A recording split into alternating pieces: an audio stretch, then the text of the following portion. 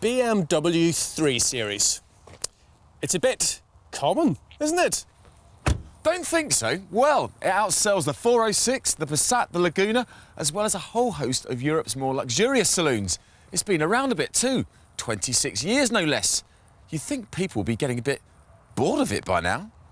But they don't. In fact, they still see them as being really rather special. Tonight on Top Gear, Britain's biggest selling compact executive saloon and the secret of its success. Also in tonight's Top Gear, Volkswagen's new Polo. It's bigger, but is it better? And Concours Kings, the classic car show. BMW has sold over 50,000 3 Series in the UK so far this year. But let's forget about statistics for a minute and get in touch with our feelings. People have grown up with the 3 Series. It's changed 4 times since 1975 and yet somehow remains the same. This 318 SE may be freshly facelifted, but one look at that wedgy profile, minimal front overhang and bold stance leaves you in no doubt what you're looking at. It's evolved, but it's still definitively 3 Series. Inside, the centre console angled towards the driver, crisp switchgear, clear white on black instruments and that adjustable 3-spoke wheel, all with a strong whiff of quality. OK, so it looks the part, but it's not until you actually get in and drive the thing that you realise what all the fuss is about.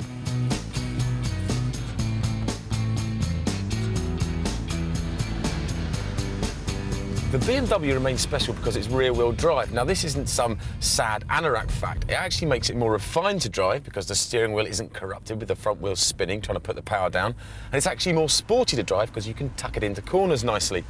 OK, it's got a slightly notchy gear change and a bit of a heavy clutch, but it's nothing to worry about. It's an acquired taste which you'll come to love, and it shouldn't stop you from driving the most accomplished riding and handling car in its class by far. The current 3 is a bit of a softie compared to 3s of old, which were fun, if a little tail-happy. And to be honest, you won't notice its rear drive at most speeds. But when you do start to press on, it gives you loads of confidence.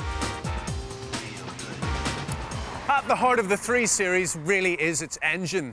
The 2 and 3 litre diesel units are so good that they could convince even the most ardent anti-diesel cynic, while the 6-cylinder engines are all absolute masterpieces. Even the 4-cylinder, which used to lack fizz and sparkle, has now been uprated to 2 litres and 143 brake horsepower. It's refined, punchy, and yet surprisingly economical. It may be the 6-cylinder M3s that grab the glory, but the 4-cylinder 318 SE is the people's choice. BMW have sold over 7 million 3 Series worldwide, and in Britain it's the 3rd best-selling mid-range saloon. Beaten only by the Vauxhall Vectra and the ultimate repmobile, the Ford Mondeo. Real good. So you see, however many virtues it may have, exclusivity isn't one of them.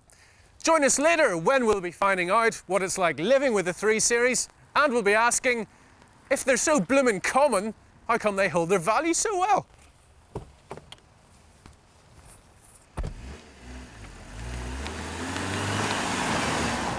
Is it because we're all just mad about that little blue and white BMW propeller?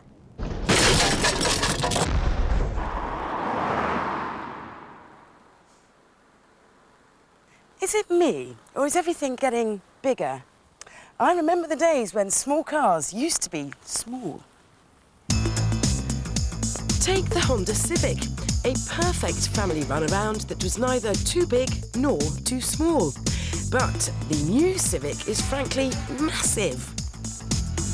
The Peugeot 306, medium-sized. The Peugeot 307, extra large. And the car that was brilliant at being ickle, the Mini, is now maxi. It's as if everything is getting built to the wrong scale.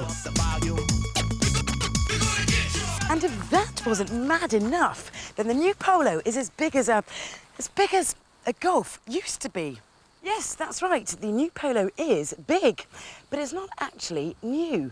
It looks a bit like its little brother, the Lupo, which has been around for a couple of years, and it's also based on its poor relation, Skoda's Fabia, which has also been around for a bit. So what we have here is Volkswagen's new small car, but it's not actually new or small. How on earth does that happen? Who knows, but I'm sure polo fans will enjoy the big idea.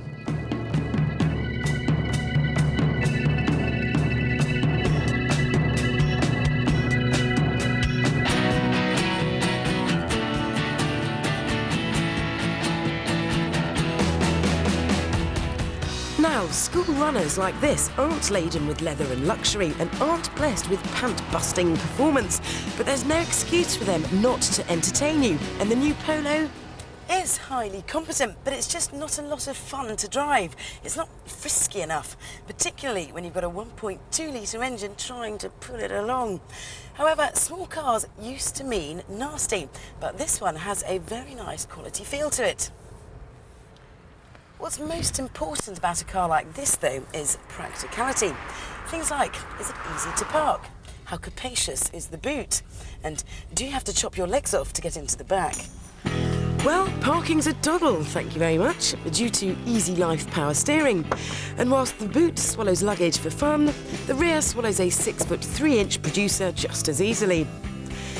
Right then, to the subject of engines. Allow me to explain.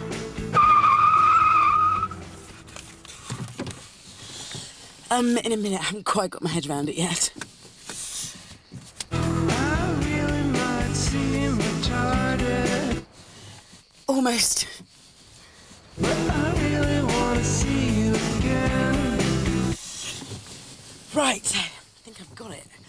To begin with, you will be able to choose between a 1.9-litre 64 horsepower diesel, a 1.2-litre 3-cylinder 65 horsepower petrol, a 1.4-litre 75 horsepower petrol, a 1.4 75 horsepower diesel, a 1.9-litre 100 horsepower diesel.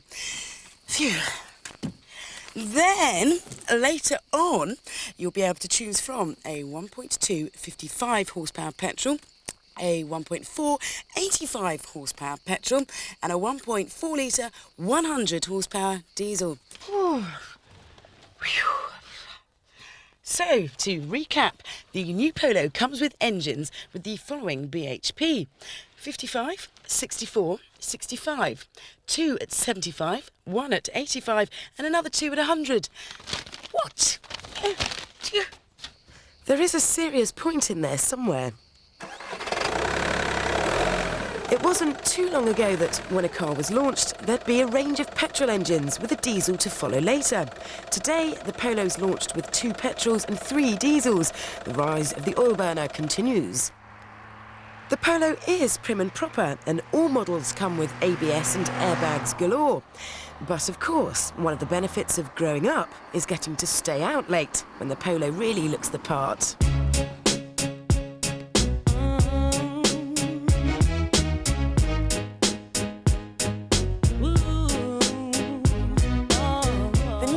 Is good, but to really recommend it, we need to know how much it costs. And unfortunately, VW's accountants are still working that one out. It had better be keenly priced, though. Because there's stiff competition on the way from Ford with the new Fiesta. And a rather interesting proposition from Citroën in the shape of the C3. So then, the new Polo. Well, it doesn't suck. But we'll have to wait to see if it costs a packet or blows holes in the opposition. Let's just hope it doesn't cost a mint. Ha! See? No cheesy Polo mint gags till right at the end of the item. What a breath of fresh air.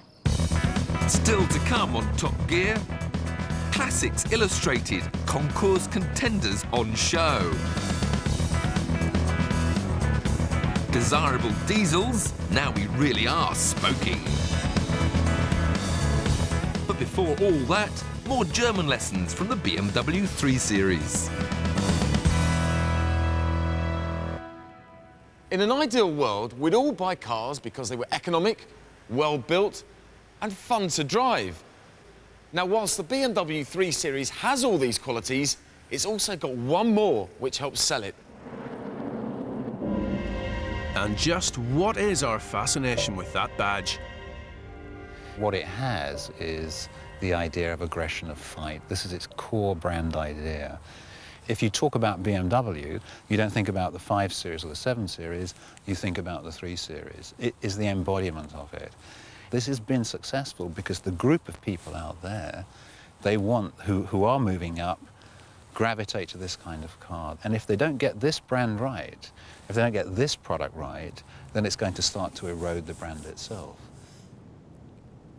But with so many people buying into the 3 Series image, isn't there a danger that that very image will become diluted?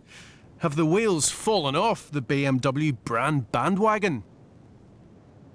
It's got into a formula. You know, it's almost like a rabbit in its own headlights, yeah? It's kind of riveted to the spot, you know? It doesn't know what to do. It's perfected this idea of this car, and it's there, and it can't change it. It almost lacks confidence to change it. But what do you do whenever something's so outrageously successful? I mean, this is a fabulous looking car. But look, people love it. Marks and Spencer's 4 years ago was voted in every poll as the #1 retailer in the UK market. Look at it today, it's kind of on its knees. Just because you've got a formula doesn't mean to say you've got to repeat that formula. This is Lethal Weapon 3. You saw the movie the first time, you've seen it a second time, now you've seen it a third time. And customers have changed.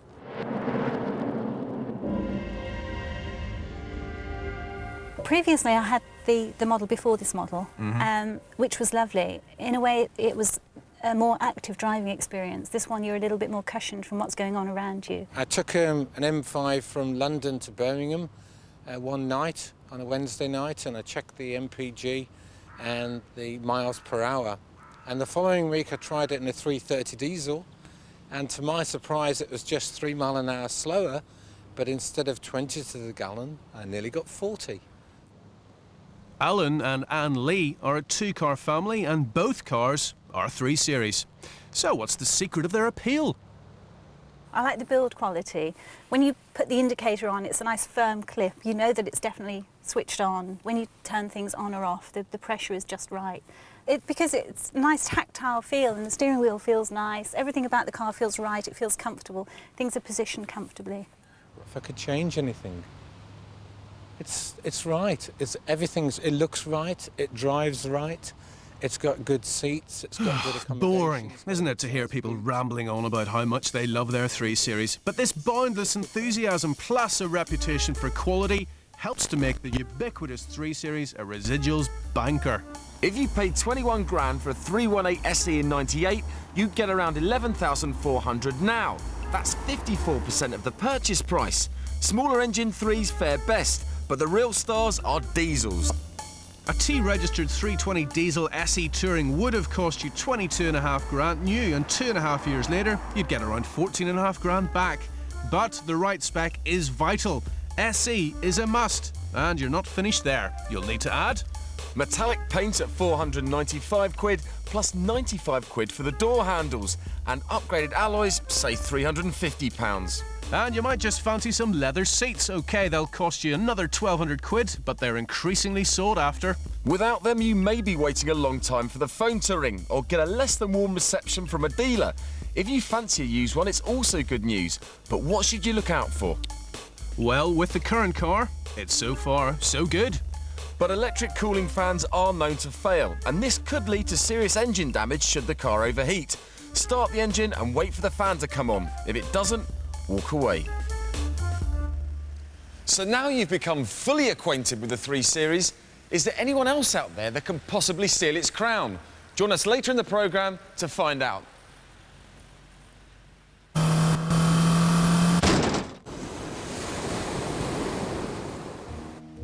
A couple of weekends ago, the NEC offered the perfect antidote to the modern, lifeless Euroboxes that keep getting launched. Those in the know trundled off to the classic car show, where over-polished chrome was the order of the day and cool people hung out with like-minded enthusiasts. All the cars of your dreams were on display, and there were some novel alternatives as well. owners' clubs take note, stop meeting in fields and start making interesting cars, like the MG Owners' Club do. They took one look at the new breed of MGs and said, we'll have a piece of that, and came up with this classic alternative. £19,000 buys you everything you need to build your very own V8 Super Sports. Sure beats swapping anecdotes about interior trim revisions.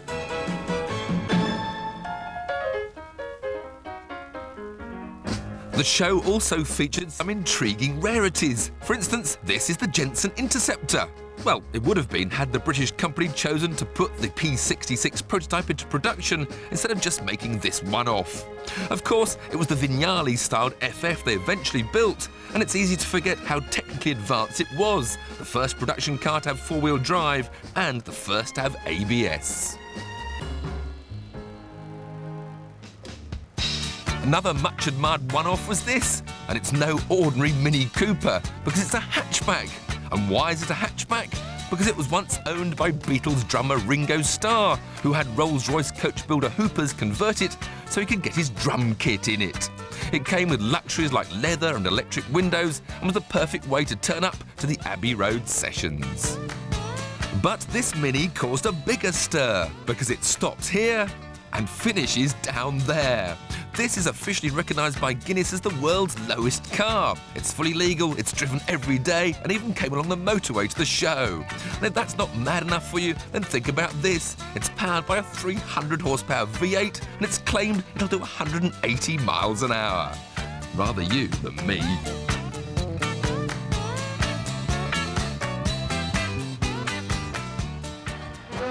And finally, the Concours competition. Where else in the world would you get a Sierra XR4i competing against a Ferrari F40? Clean as a whistle, cars with fastidious owners battle it out to discover who's got the shiniest spark plugs. And don't think it's just for cars wrapped in cotton wool. This XR3i has covered 162,000 miles. And if that's given you the taste for owning a classic of your own, here's what you could have won: the cream of the cars that were for sale.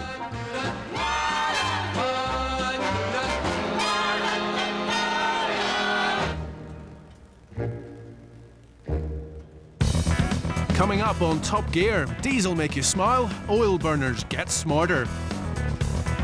And the 3 Series showdown. The competition rides into town.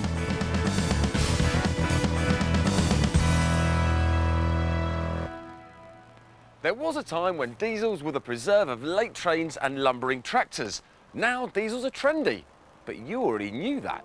A while ago we showed you 3 of our favourite diesels, the Audi A2, Volkswagen Golf GT TDI PD and the Rover 75. Proof that oil burners are being chucked into cars of all shapes and sizes and carving out a pretty decent reputation for themselves. And now the spectrum has just got wider.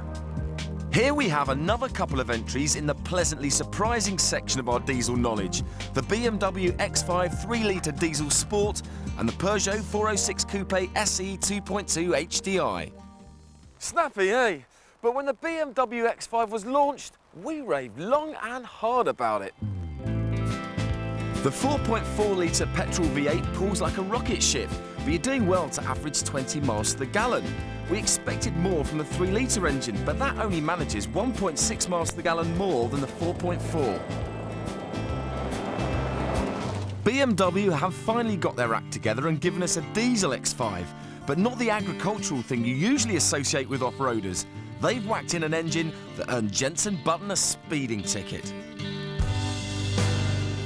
It'll average nearer 30 miles to the gallon, which still isn't a record breaker, but at least it means trips to the pump will be less often. When the X5 was launched, it was a complete revelation. It was like no 4 before we'd ever seen. It handled like a car, it drove like a dream. So you'd be a bit worried about sticking a diesel engine in it with an automatic gearbox. But don't worry, the combination is an absolute peach. There's no lag, there's no lazy gear changes, it spoiled none of the talents of the X5. It could be the combination. Now somebody mentioned towing. Towing in an X5? What do you want to do that for?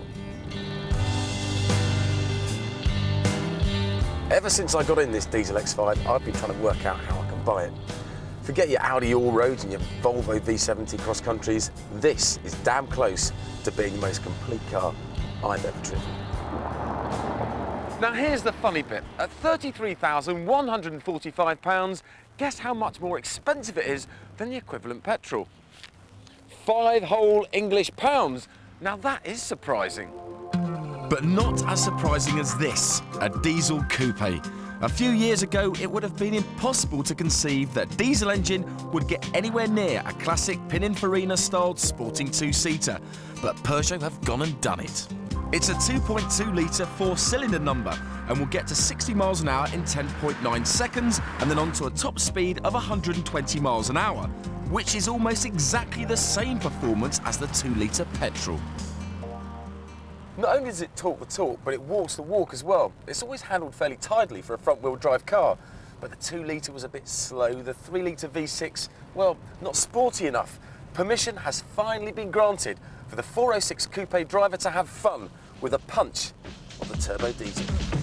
Now costing £22,295, it's a fair whack more than the petrol. And seeing that they perform the same, what's the point of this? Easy, car tax. Because of the new company car tax regime, and because it chucks out less carbon dioxide than the petrol, you get taxed less. And anything that means I pay President Blair less money is a good thing.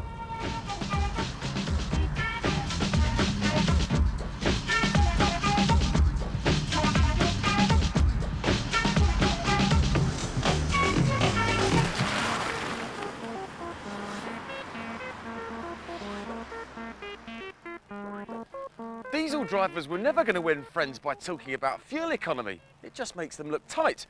But nowadays, there are genuine reasons for buying a diesel over a petrol. So, yep, diesels still do nicely, thanks very much.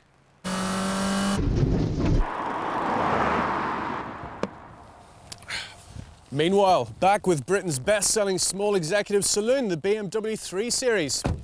Well, we've heard from various owners. We've even heard from the brand management expert. But is it in a field of its own? Not quite. The compact executive class is stuffed with talented competition. Our 318 SE has a 4-cylinder 2-litre engine giving 143 bhp. It costs £20,950 plus options.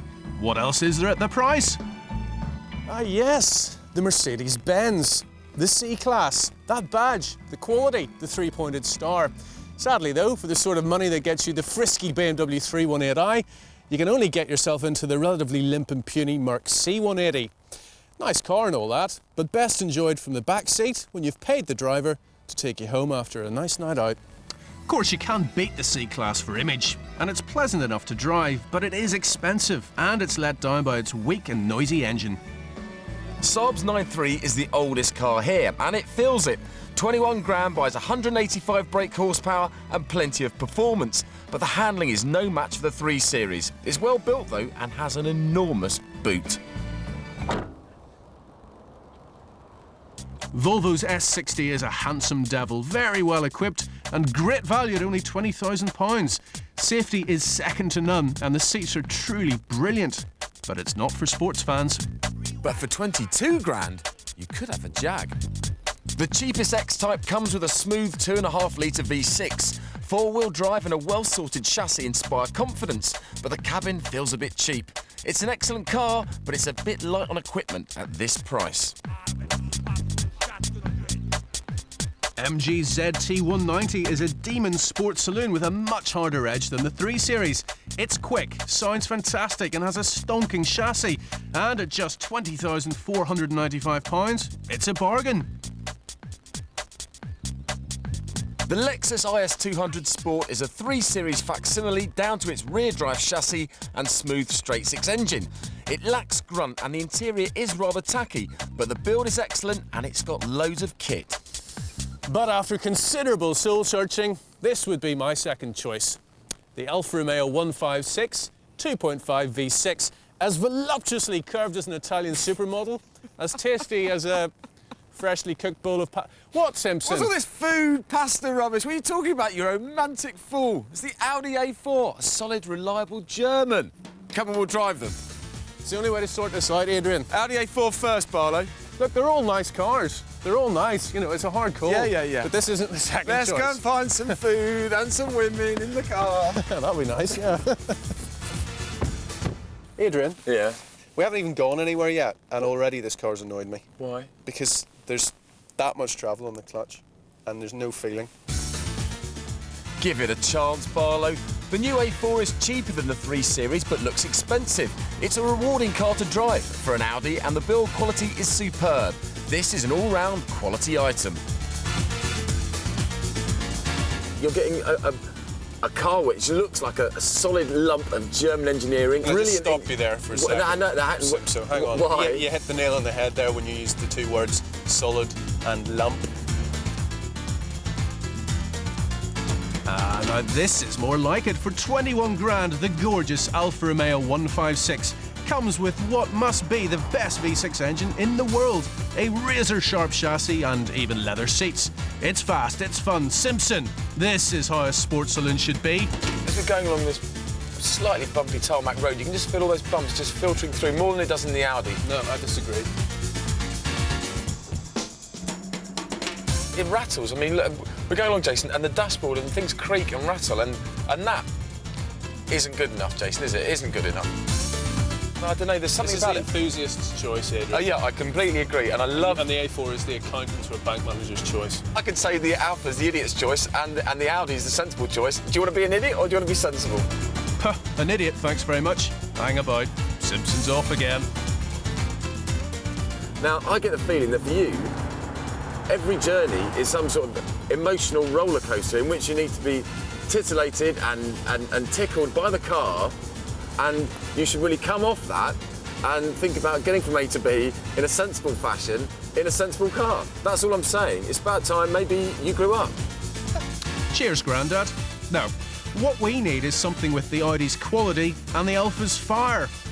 Wonder what that might be. It's the 3 Series, back where we started. But be warned, a poverty spec 3 Series is no one's cup of tea, and extras put it beyond its competitors on price.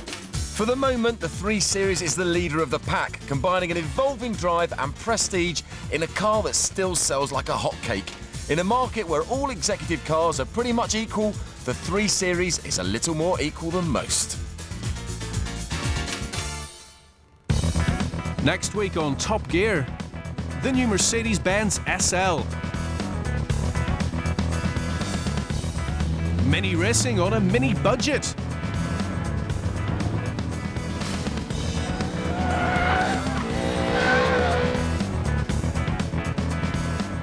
And it's Britain's bestseller. But is the MGF really the top roadster? And that's at the same time, 8:30 next Monday on BBC Two.